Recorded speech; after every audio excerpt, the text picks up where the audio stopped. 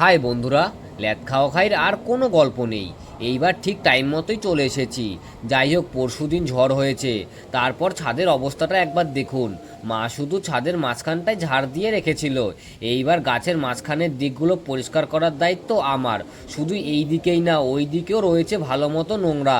যাই হোক, এবার লেগে যাওয়া যাক। প্রথমেই টবগুলোকে একটু সরিয়ে নিয়ে একটা জায়গায় জড়ো করে রাখবো। এতে আমি অনেকটা জায়গা পেয়ে যাব ঝাড় দেওয়ার জন্যে। আর আমি টবগুলোকে ছাদের মাঝখানের দিকেই রাখছি, কারণ সেই জায়গাটাতে তো মা আগের থেকেই ঝাড় দিয়েই রেখেছিল। ওই জায়গাটাতে তো আর ঝাড় দেওয়ার কোনো দরকারই নেই। টবগুলোকে এক জায়গায় জড়ো করা হয়ে গেলে এইবার ঝাড় দিয়ে নেব। আমার ঝাড় দেওয়ার স্টাইল দেখে কেউ আবার হাসাহাসি করবেন না, আমি অত ভালো ঝাড় দিতেও পারি না, তবে শিখে নেব।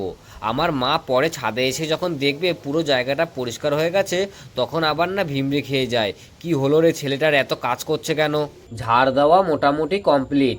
এখন বুঝতে পারলাম আমি খুব একটা খারাপ কাজবাজ করি না, মোটামুটি ঠিকঠাকই আছে ঝাড় দেওয়াটা, খুব একটা খারাপ পরিষ্কারও হয়নি। সামনের দিকটা হয়ে গেলে এইবার ওই কোণার দিকটাও পরিষ্কার করতে হবে। এই দিকে প্রথম টবগুলিকে মাঝখানে নিয়ে নেব। আর এই দিকে বেশি একটা কষ্ট করতেও হবে না, কারণ এই দিকে অল্প একটুখানি জায়গাতেই নোংরাটা হয়ে আছে।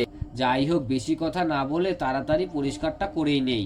তবে যে যাই বলো, ঝাড় দিতে কিন্তু একটু কষ্ট আছেই। আর যাদের একটু ডাস্ট অ্যালার্জি আছে তাদের কথা তো ছেড়েই দিলাম, তাদের তো আর কষ্টের শেষই নেই, মাজাটা প্রায় ধরেই আসছে। যাই হোক, কিছু পেতে গেলে তো কিছু কষ্ট করতেই হবে। পুরো ছাদটাই মোটামুটি পরিষ্কার কমপ্লিট। এইবার টবগুলিকে সাজিয়ে রেখে দেব। মা যখন পরে ছাদে আসবে তখন সত্যি অবাক হয়ে যাবে। সব গাছগুলিতে আবার কিছু কিছু পরিমাণে ঘাস হয়েছে, এগুলিকে আবার পরিষ্কার করতে হবে। আর কিছু গাছ সেগুলিকে খুব তাড়াতাড়ি রিপোর্টিংও করতে হবে। দেখা যাক কত তাড়াতাড়ি করতে পারি। পরিষ্কার অবস্থায় গাছগুলোকে দেখতে কিন্তু সত্যি খুব ভালো লাগে।